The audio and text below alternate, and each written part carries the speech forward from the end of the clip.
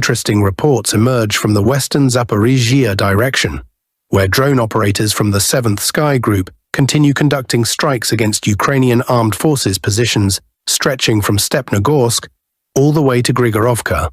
Additionally, information indicates today that Stepnogorsk has now been completely cleared by Russian armed forces units. At present, we're not making map corrections yet, awaiting additional information and possibly geolocations that could confirm the presence of Russian units on the northern outskirts. However, there's a high probability that Stepnogorsk is already history, and the town of Stepnogorsk likely lies far behind the shoulders and backs of Russian units, which are currently actively advancing further northward in the area of Primorsky settlement and further along the M18 highway toward the settlements of Vasilevka and Grigorovka. Substantial amounts of important news also arrive from Huliaipol settlement territory. Today, more information is being published regarding the breakthrough of Ukrainian armed forces defenses in the Chervone and Zeleny High area. Additional information emerges about the actions of the 102nd Territorial Defense Brigade of the Ukrainian armed forces and defensive failures. Furthermore, increasingly more publications can be found online dedicated to combat operations already occurring within Huliaipol territory itself. Sources report that fighting will soon shift to the city's central areas in the very near future. Critical updates also come from the Pokrovsk front sector. Primary actions and events today are unfolding slightly northward, in the area of Belitske, Dobropilia settlements, and so forth.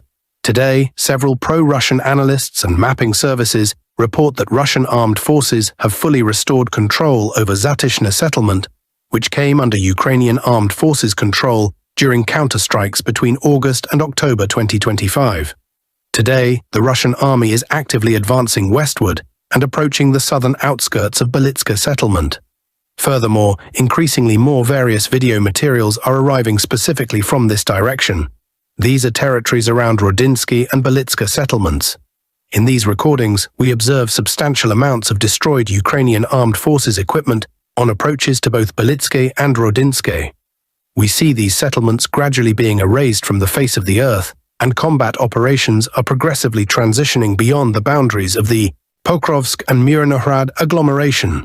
Information also arrives that Russian armed forces units managed to enter the southern part of Sofiivka settlement and establish positions in the northeastern section of this same settlement.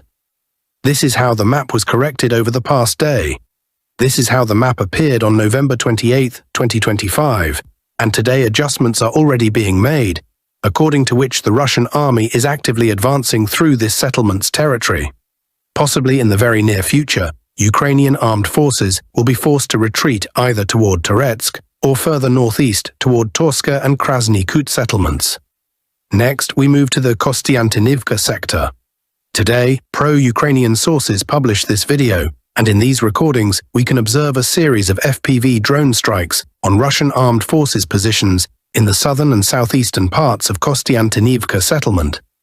A large number of episodes from this video material were recorded in the railcar depot area. These recordings confirm that the Russian army is gradually continuing to improve its positions in the southern and southeastern parts of Kostiantynivka. I remind you that according to recent reports, the Russian army is actively advancing through the city, attempting to push Ukrainian formations beyond this settlement's boundaries.